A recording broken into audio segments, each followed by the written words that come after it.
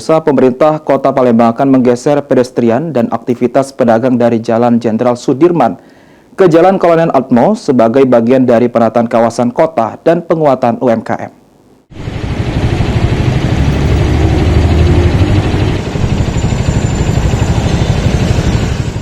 Wali Kota Palembang Ratu Dewa menyampaikan pedestrian yang selama ini berada di Jalan Jenderal Sudirman akan dipindahkan ke Jalan Kolonel Atmo.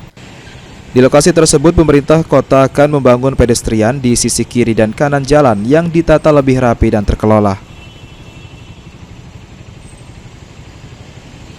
Jalan Kolonel Atmo dipilih karena dinilai lebih sesuai untuk aktivitas pedestrian dan kegiatan malam minggu yang akan difokuskan bagi pemberdayaan UMKM.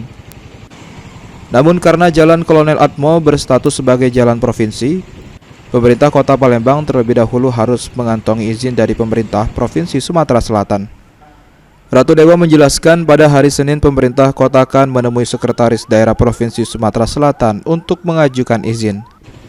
Setelah izin diperoleh, penataan dan pengelolaan pedestrian serta UMKM ditargetkan mulai berjalan pada pertengahan Januari. Kita buat nanti pedestrian, dulu di Sudirman kita pindahkan di Jalan Kolonel Atmo.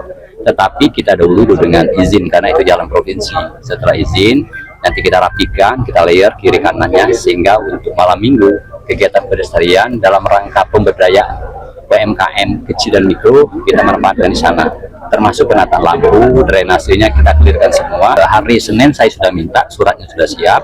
Pak Satu nanti ketemu dengan Bapak Sekda Provinsi, minta izin prinsip dulu. Penataan dan pengelola itu target saya di pertengahan bulan Januari ini sudah mulai jalan. Penataan akan dilakukan secara jelas dan terstruktur, termasuk penentuan tanggung jawab pedagang kaki lima, pelaku UMKM, serta teknis pengelolaan di lapangan. PKL yang beraktivitas di pedestrian Jalan Jenderal Sudirman seluruhnya akan dialihkan ke Jalan Kolonel Atmo. Muhammad Aidil, PAL TV.